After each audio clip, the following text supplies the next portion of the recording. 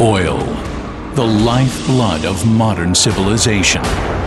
But our gas-fueled journey is approaching the end of the line. We are in an SUV headed down a bumpy road toward a cliff. More and more, we're gobbling up oil faster than we can pump it out. And what happens when the wells run dry? The world descends into a giant global recession, and people start pushing other people trying to get at the last of the oil. That will very quickly ignite the last war we'll ever fight. The struggle for oil could mean the end of civilization. The four horsemen: war, famine, pestilence, and death.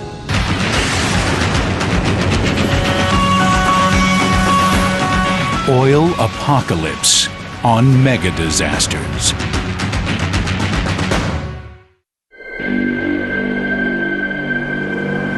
Our world is a giant machine with billions of moving parts.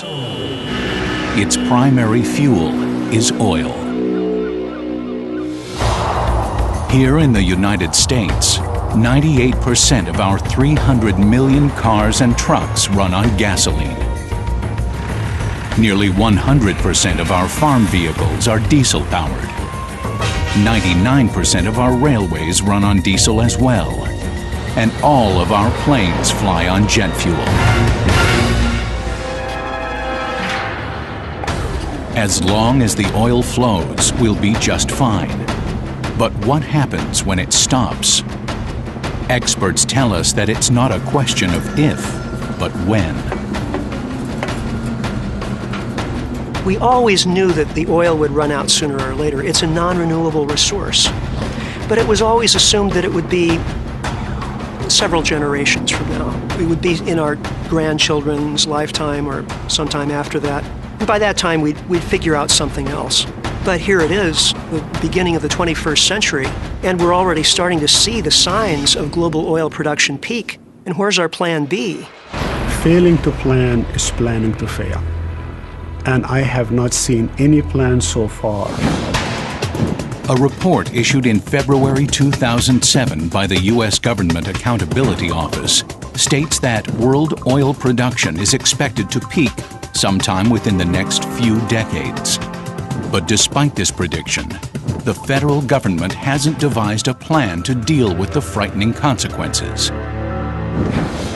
As the world's oil supplies become depleted, we could be faced with rationing, social unrest, and even war. The demand for oil keeps increasing, particularly with China and India becoming nations of drivers. And with the demand increasing and the supply decreasing, there will be a crunch.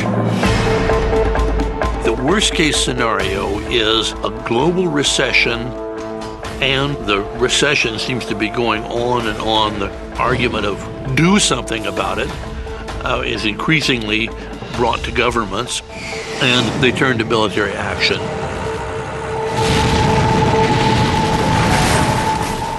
We are on our way to a disaster. So in order for us to avoid that, we better get ready and be prepared. But while everyone feels the pain at the pump, very little has been done to prepare for the worst.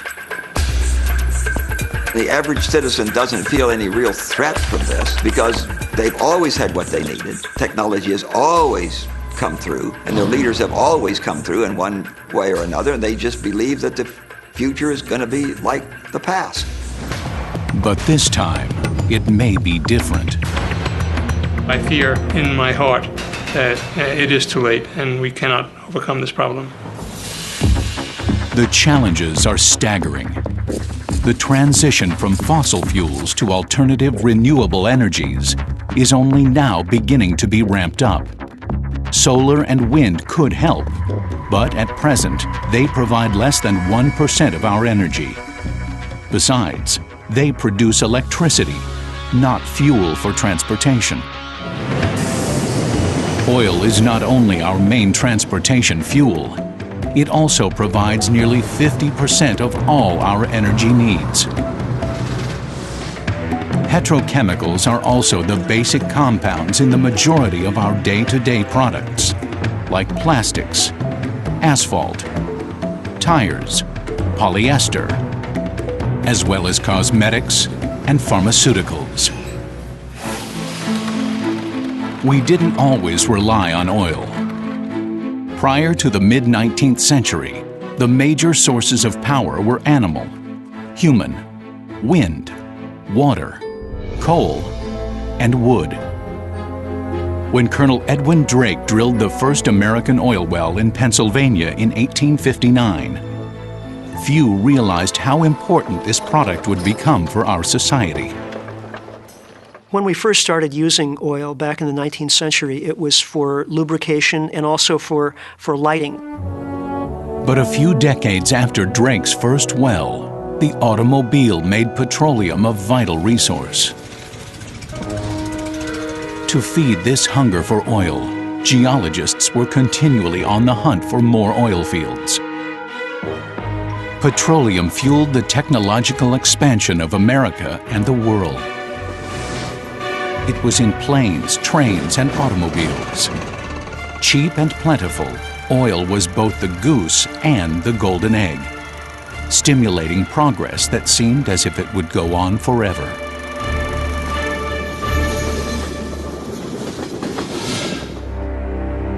But in the 1950s, a crack appeared. Shell Oil's chief geologist, M. King Hubbert, came to an ominous conclusion.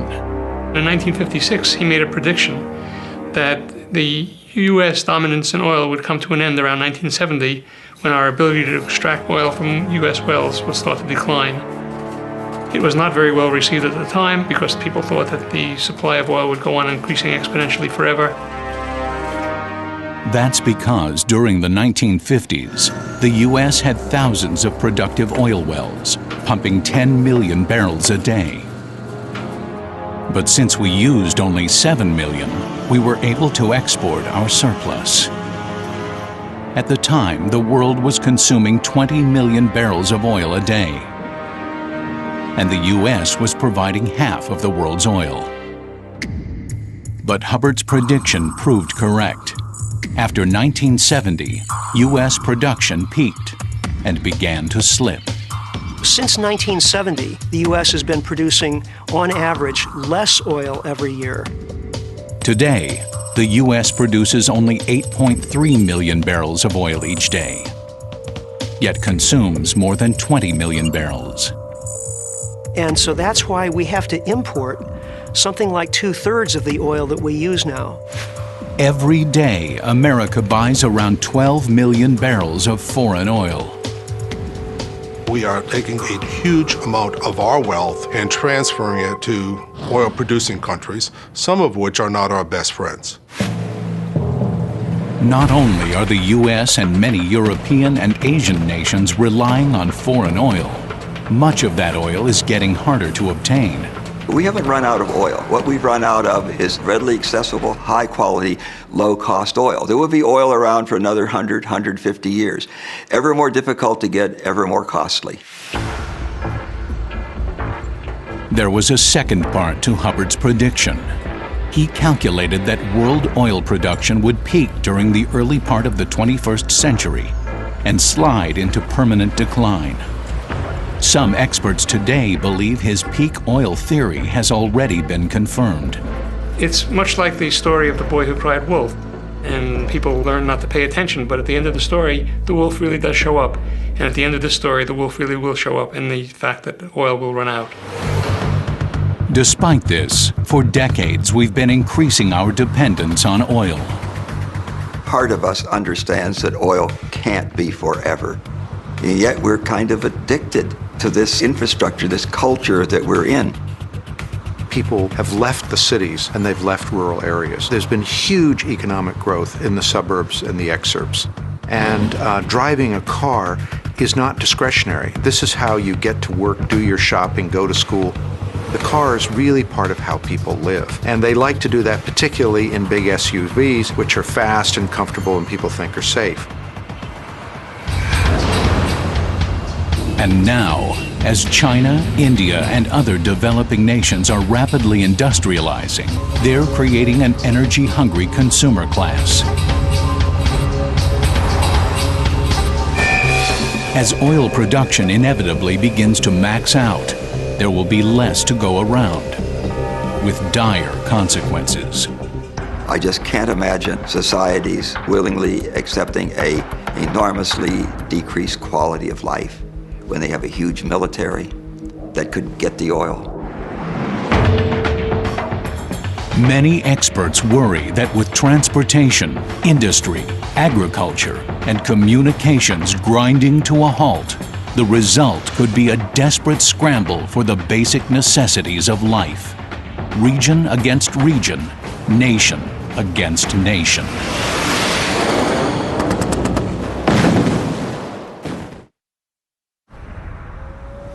Is the world really running out of oil? We've already consumed 1 trillion barrels of petroleum since 1859. But scientists are telling us there may be 1, 2, or even 3 trillion barrels left. So, should we be alarmed? The 3 trillion that is left might not last as much as the 1 trillion. That's because our rate of consumption is accelerating. We are depleting this huge inventory faster than ever. Peak oil as a topic of severity to the 21st century will very quickly overwhelm global warming as the thing we're all focusing on, because this is a problem that's on our doorstep now or maybe already inside our room. And while we might not know the exact expiration date on the world as we know it, that day will come.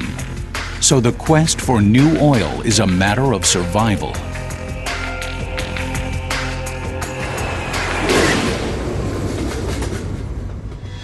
Petroleum is typically found deep within the earth. Tens of millions of years ago, tiny plants and sea creatures died and fell to the ocean floor and were covered by sediment. Over thousands of centuries, the mass of organic material went through a chemical transformation. If it reaches just the right temperature, it got cooked into oil. If the oil becomes trapped within the sedimentary layers by a layer of rock, it forms a reservoir. Oil is lighter than water. It will float up. And we need something to prevent that oil from coming all the way to the surface and evaporating naturally. In the early days of oil exploration, engineers would drill wells in and near areas where oil was actually seeping up and out of the earth. Gradually, geologists got better and better at understanding how oil was formed in the first place, and therefore where to look for it, and started applying more and more technology to it.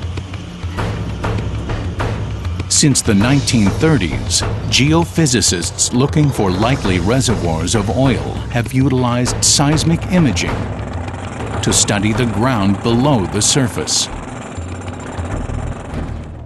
It's similar to the medical technology of ultrasound. They send sound waves into the earth and measure the way the sound bounces back. While this technology helps, oil exploration is still a gamble. If the well turns out to be productive, the crude oil will then go to the refinery, where it's modified to make gasoline, diesel, jet fuel, and other products. But finding the oil and getting it out of the ground is only half the challenge. You also have to be able to get to the oil. The big issue on oil is whether we will have access to oil fields, whether U.S. companies or the developed world, our allies, will have access to the oil fields.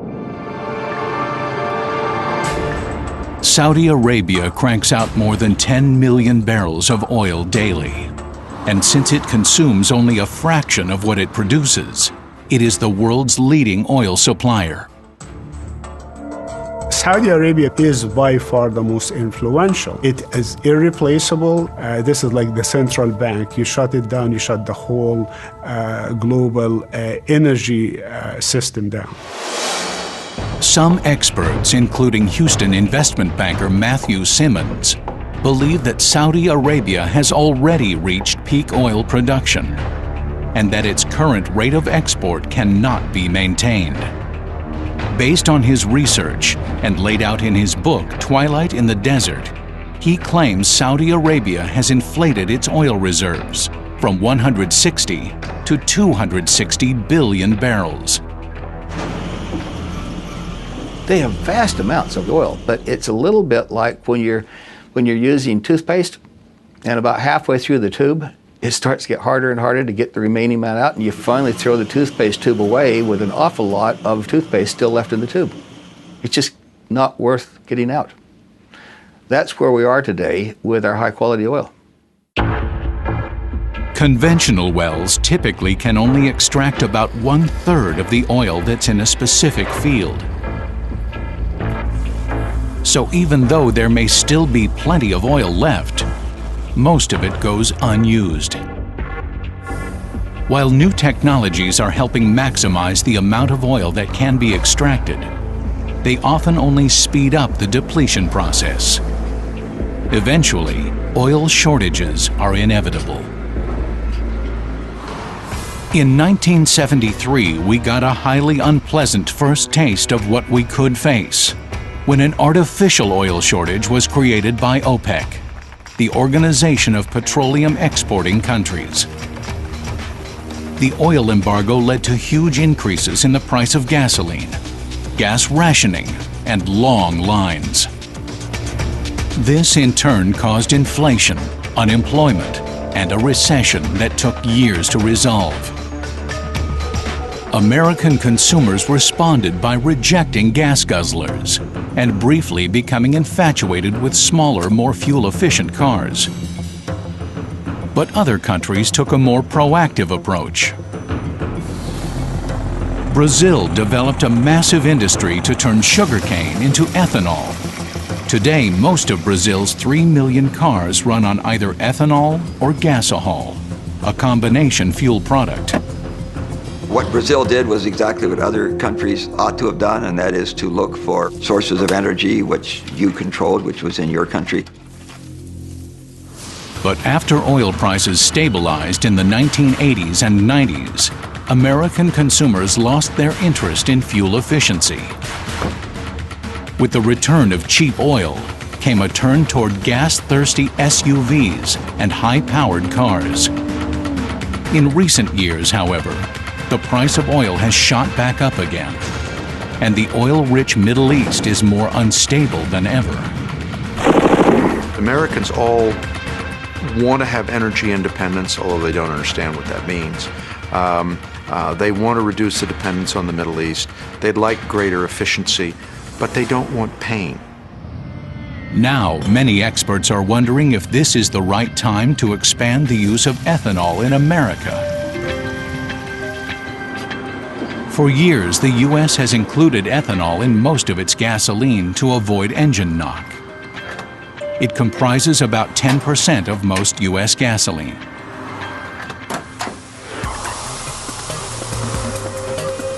Ethanol, which is actually a high-proof version of alcohol, is made by fermenting any number of organic substances, such as sugarcane, grains, corn, or even lawn clippings and garbage.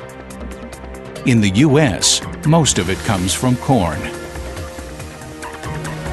Producing ethanol is relatively easy, but it comes with some vexing problems. It's not cheap to make, and it can wreak havoc with our food supply. The National Renewable Energy Laboratory in Golden, Colorado is exploring ways to make ethanol more affordable and a viable alternative to gasoline. Our analysis shows that it would be comparative to $3.50 a gallon for the fuel. And really, we want to get that down to $2 a gallon. And that's really the research that we're doing at this facility, is specifically improving the fermentation and the other processes to greatly reduce this cost of producing this fuel. But since ethanol requires so much energy to make and causes pollution, many experts view it as only a temporary fix to our energy problems. On our current slate of things we're working on, we're having a passionate love affair with ethanol. That is a real bad product. So strike that one off the list. The hope now is that we can develop other alternative energies before our world comes crashing down.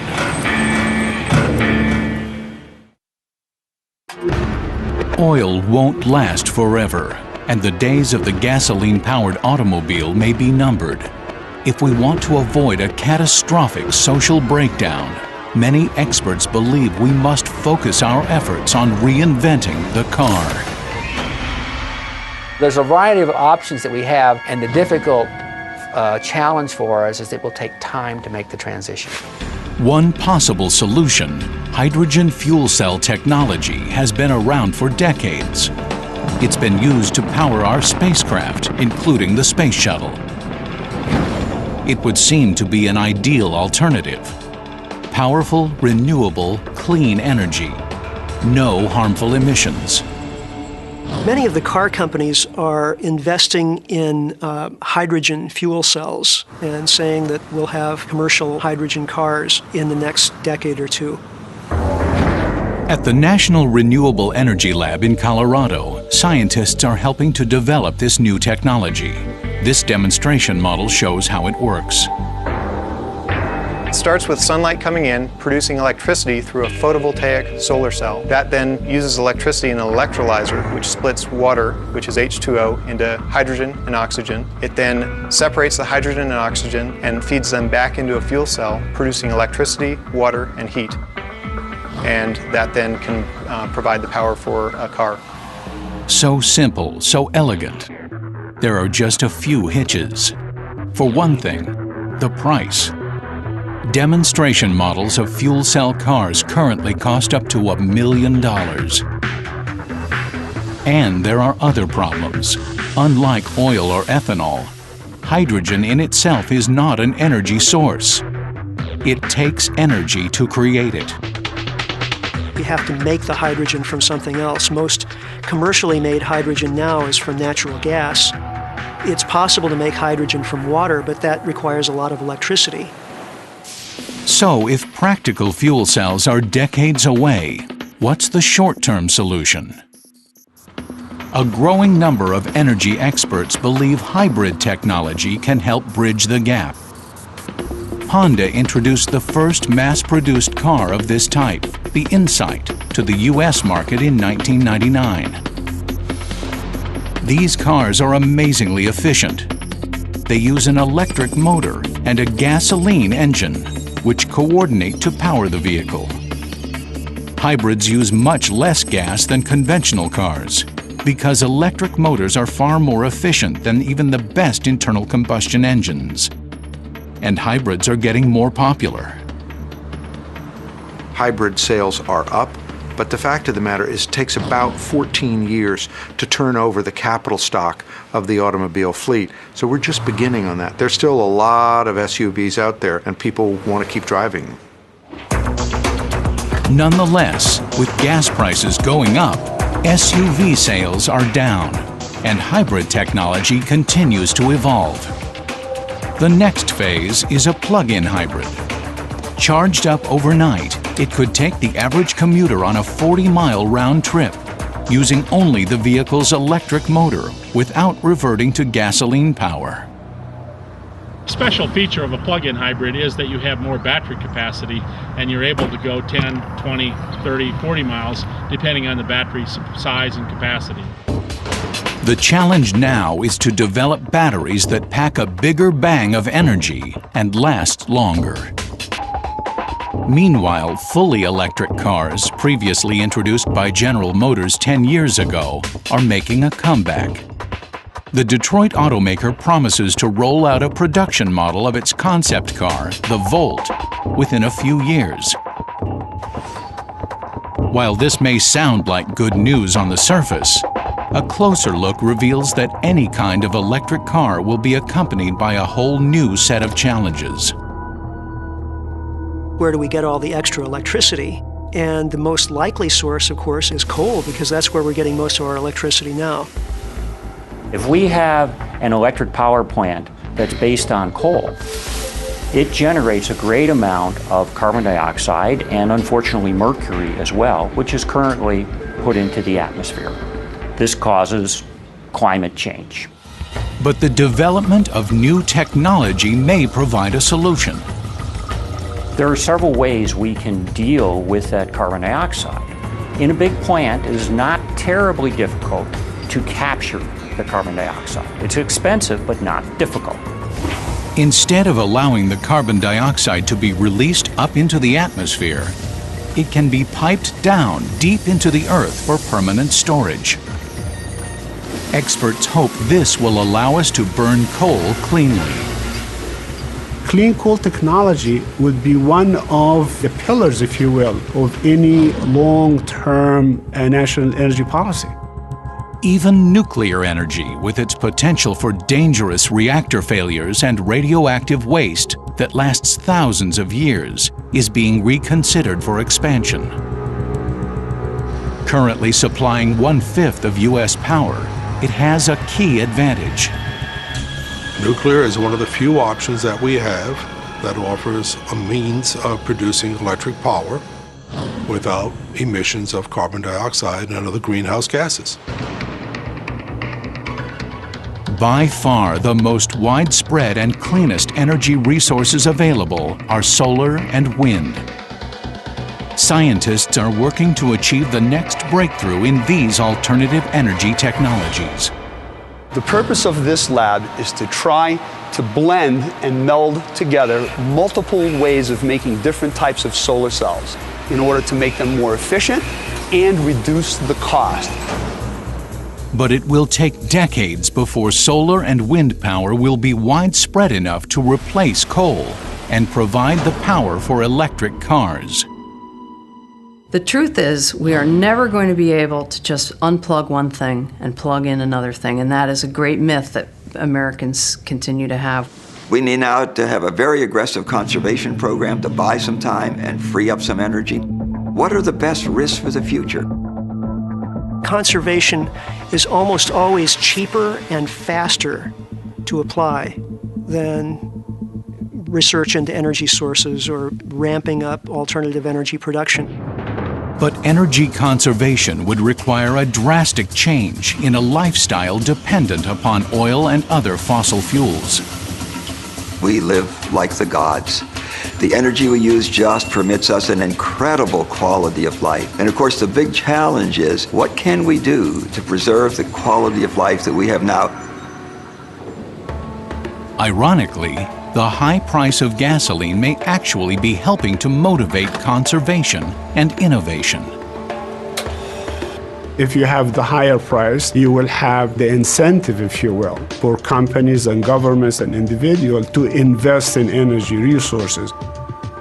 The high price of oil is, in fact, probably one of the most important factors to getting these alternative technologies in the market more quickly.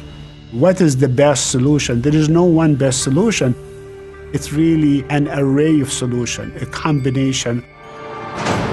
You can either make a comfortable transition now or a very rough transition later. It's doable and you can sustain a good lifestyle. Now, you may not have gigantic multi-ton SUVs for everyone to thunder around in, but it's going to end sooner or later.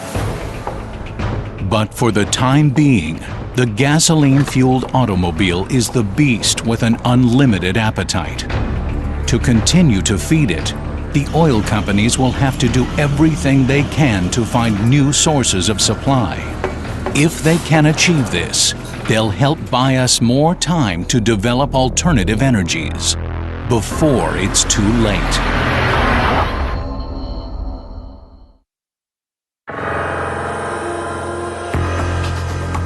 The sobering reality we face is that we can no longer count on getting oil as cheaply and easily as we have in the past.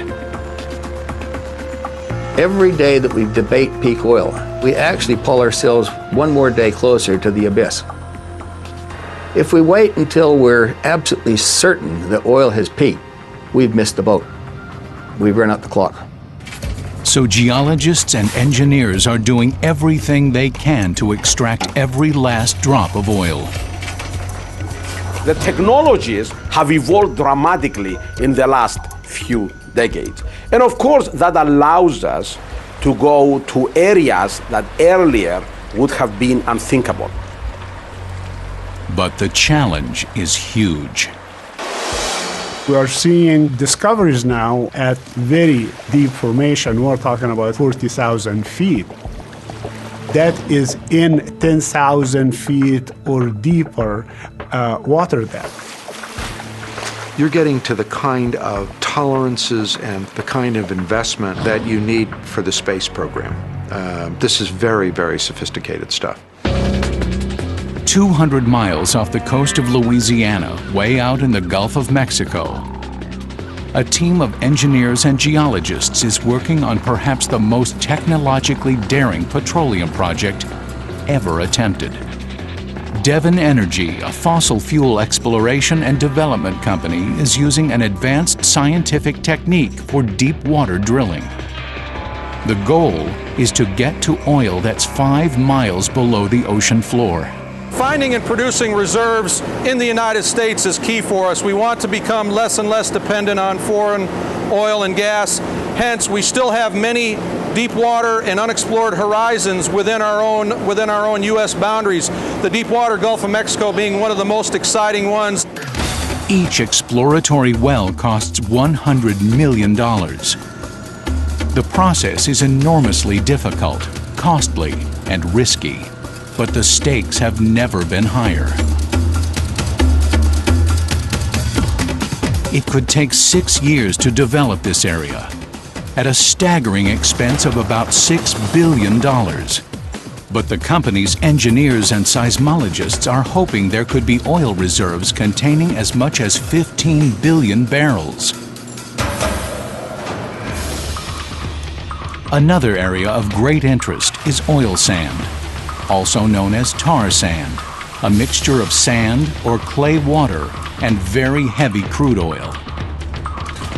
There are vast reserves of oil sands in Alberta, Canada. Engineers don't drill for this oil, they mine it. It's a mega open pit mining project.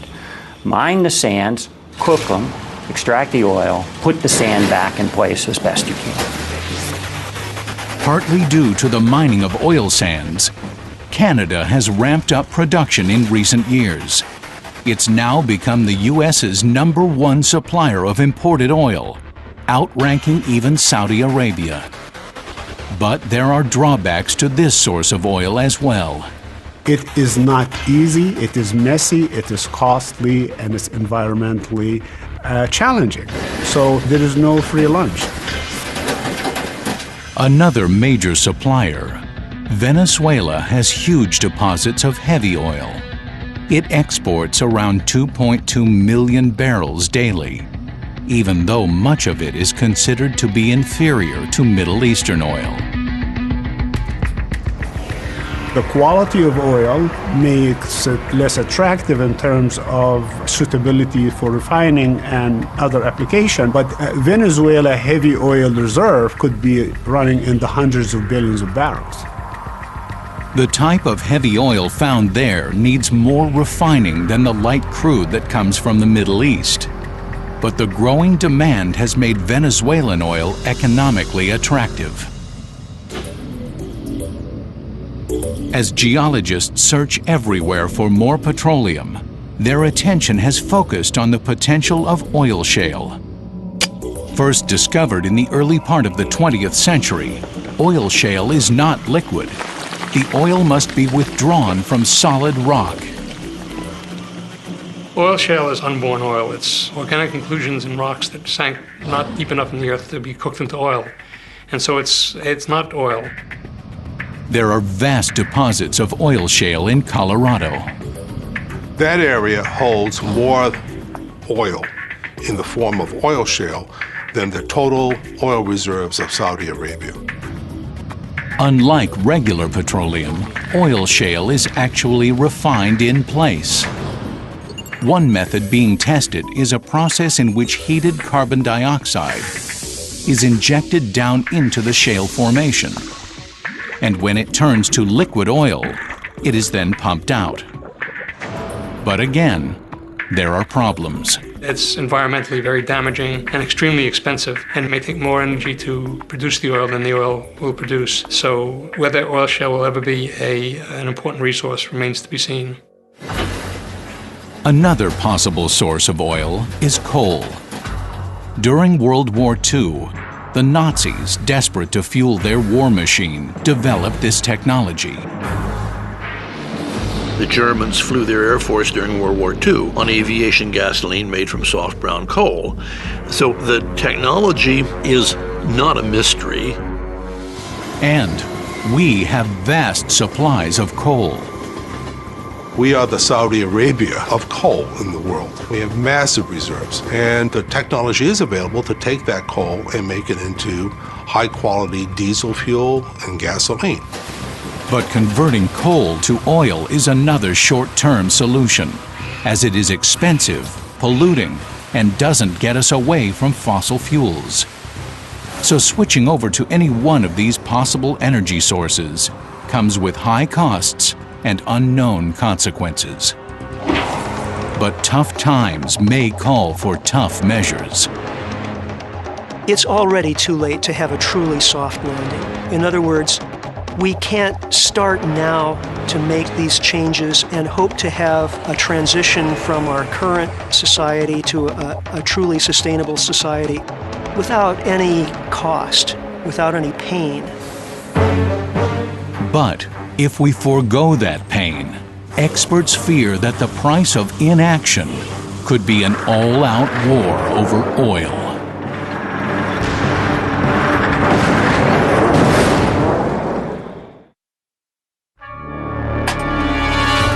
As demand for oil continues to outpace supply, a domino effect of serious developments could propel us toward a tipping point, from which we would plunge into social and economic chaos, and worse. There isn't a viable Plan B out there. And the alternative to Plan B, sort of Plan C, is a global recession worse than the Great Depression of the 1930s. The four horsemen of the apocalypse: war, famine, pestilence, and death. Based upon projections by a growing group of energy experts, the following scenario could be our fate in the not-too-distant future.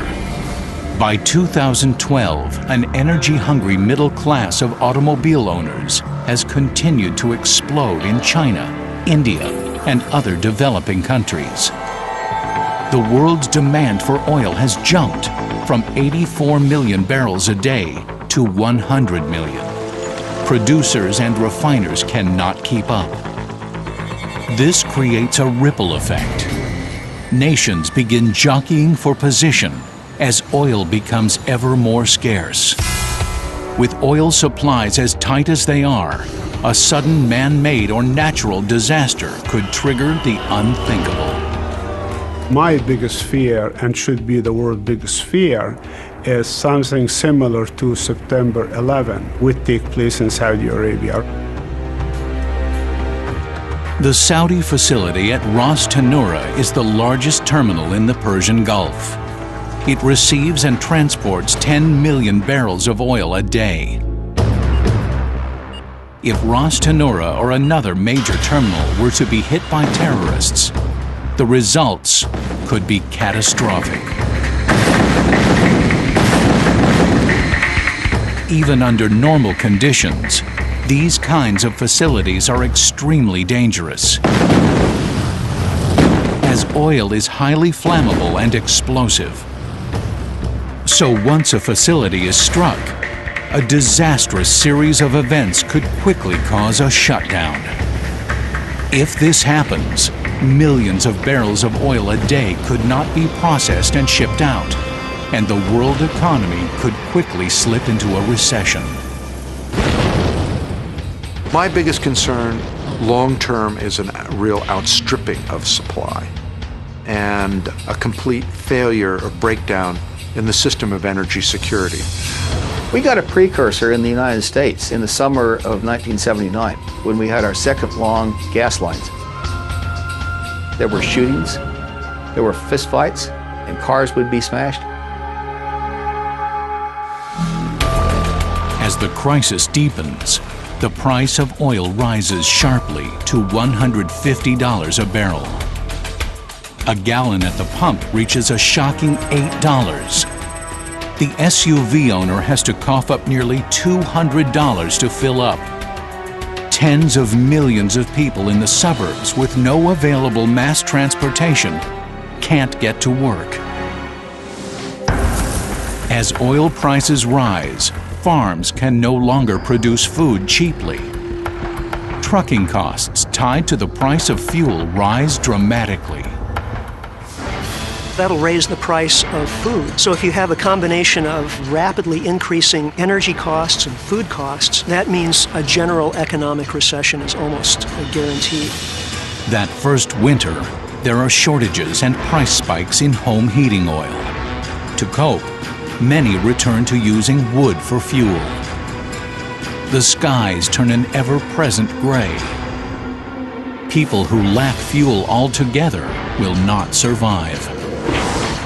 With so many products dependent on gasoline, either for their delivery or manufacture, the price of the basic necessities of life skyrockets.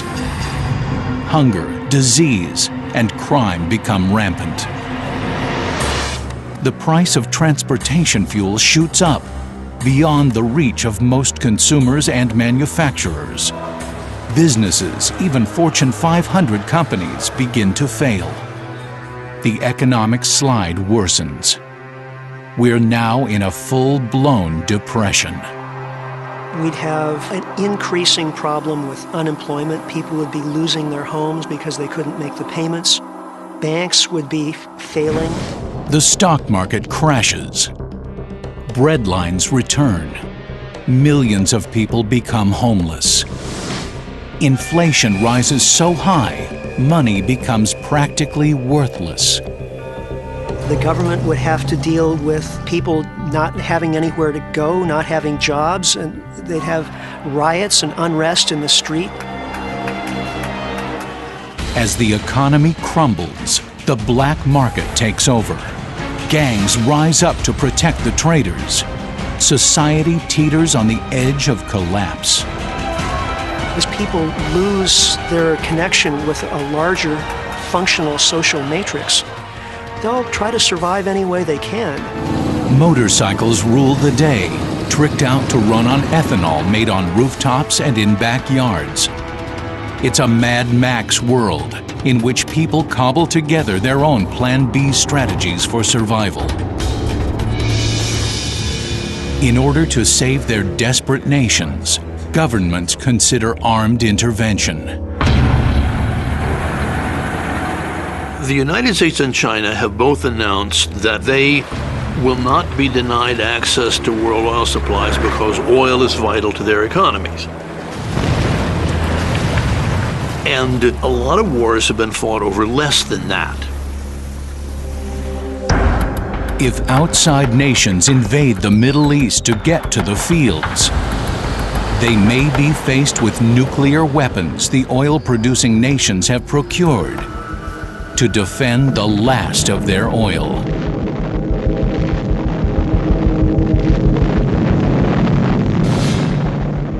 Because this is the most important aspect of the economy, this will be something we'll fight over. It'll be a real quick solution. Society will end. Is this nightmare scenario inevitable? Some experts believe there's still time to do something about this impending oil crisis. We have a real narrow window of maybe 5 to 7 years to avert the clash of society and implement a very massive Plan B that takes global coordination. I am a real believer that every individual can make a difference in this, and conservation is going to be at least half the equation going into the future. We have to basically grow up and realize that there are challenges, that we have to make some changes, sacrifices. But again, it is better than war. Any sacrifice we make out of our pocketbook or inconvenient, it is better than losing somebody else's life. Far better.